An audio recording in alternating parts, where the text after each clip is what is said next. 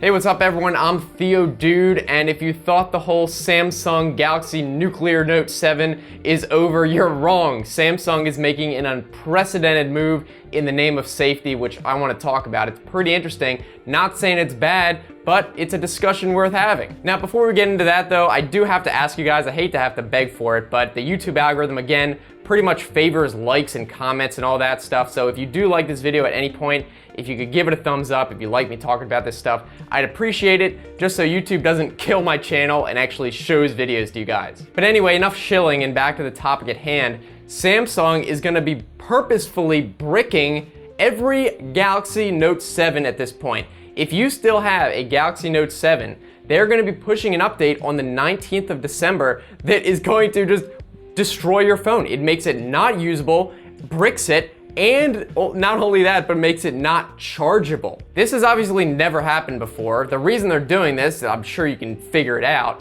So 93% of the Galaxy Note 7s have been recalled. They recalled all of them, obviously, but about 7% of people still have not given it back for the refund. And obviously they don't want any more Galaxy Note 7s exploding, because they'll probably still be liable for it, and they just don't want the bad news coverage about it. So they want all those Galaxy Note 7 back, even though there was only maybe about 100 explosions out of the millions that were sold.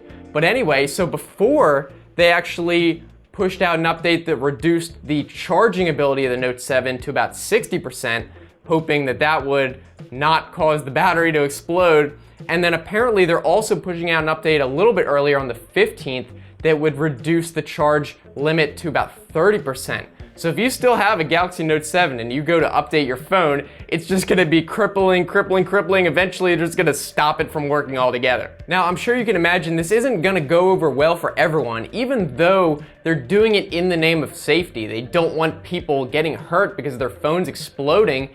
It's still gonna piss people off, because I'm sure there are people out there who are thinking, well, you know what? If I wanna take the risk that my phone's gonna explode, that's my prerogative.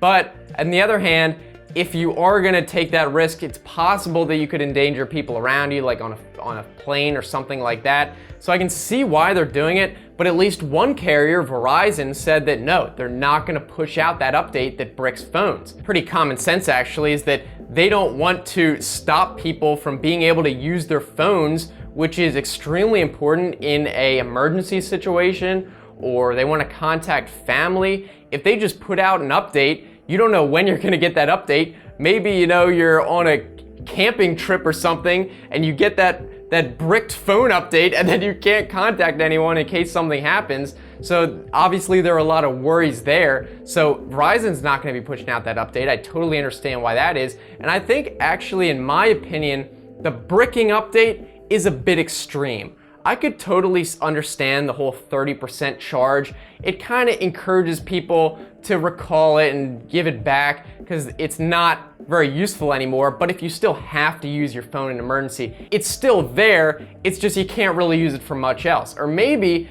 if they even were to put out an update that only limits it to phone calls, just destroys the data connection or something like that, I think that would be a little bit more reasonable as well. I think you really would have to do some sort of risk analysis, and maybe they actually did. If you think about it, say there were about 100 phones, I think was the figure, 100 phones out of 1 million that were sold exploded.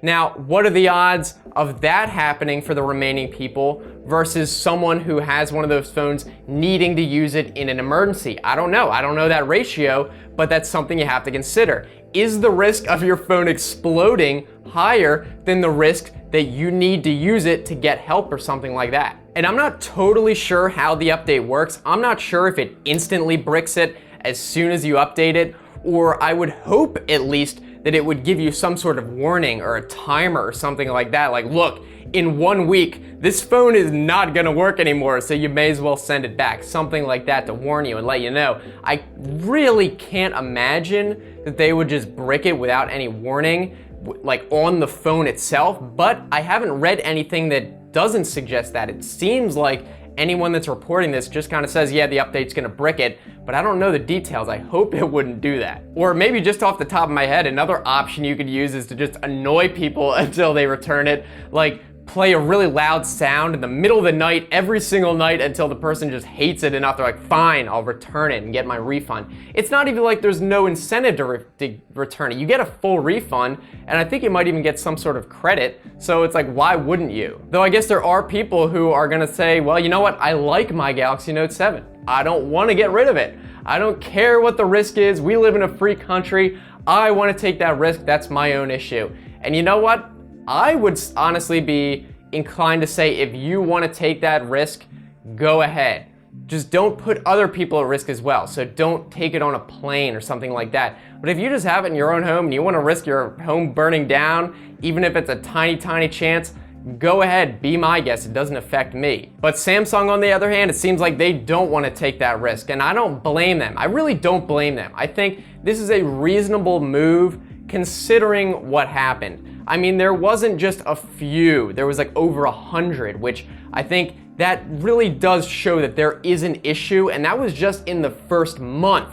Keep that in mind, that was just in the first month. So they're not sure if maybe if someone keeps that phone for 6 months, does the ratio of explosions go way up? Maybe it's almost 100% by the time you keep the phone for a year. They don't know that, so they don't want to take that risk. I think that's pretty reasonable, but it's still unprecedented, and I think there might be better ways to do it, but we'll have to see what happens. I'm interested to see if there's actually people who do keep it past this update. Obviously, Verizon said they're not gonna push it out, so maybe we'll even get a lesson in battery explosions in the coming months. Hopefully not. But either way, I think this is a conversation worth continuing. This isn't over yet. If you guys have your own thoughts, maybe even some of you watching have a Note 7 still.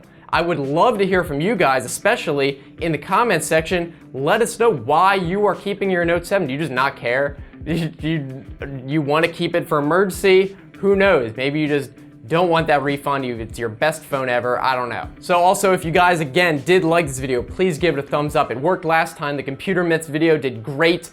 A lot of people liked it and also gave it a thumbs up, and then YouTube actually showed it to more people than usual. So I don't like the way the algorithm works, but I gotta beg for it, sorry. And if you guys also do want to subscribe, I make new videos at least Tuesday, Thursday, Saturday, 3 times a week. Sometimes I shift the days around, but that's usually it. Also, if you guys want to check out some other videos, I'll put those right here, like that computer myths video. You can watch that. That's actually probably one of my favorite videos I've made in a while. I highly recommend watching it. So again, thank you guys so much for watching. I hope you enjoyed it. Let me know what you think down in the comments section. You can also follow me on Twitter, all those social media sites as well. So I will see you next time. And of course, have a good one.